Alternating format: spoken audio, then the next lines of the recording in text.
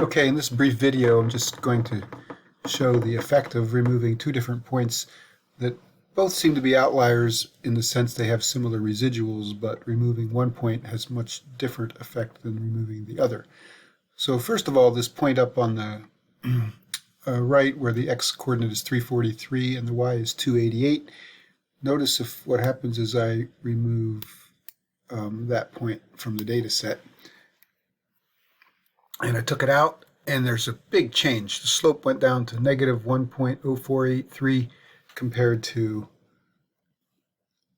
previously it was negative 0.3266. Okay, again, here's the removing the point, changes it quite a bit.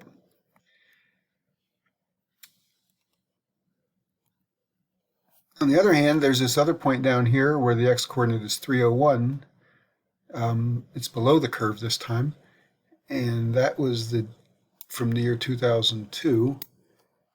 And the slope is now negative 0.326. When I delete that point, it's negative 0.225, but not nearly as much of a change. It does affect the slope, of course, but not as much as the other one did. So both points would be considered outliers with regard to their standardized residual, but probably only the one on the right would be considered much more influential.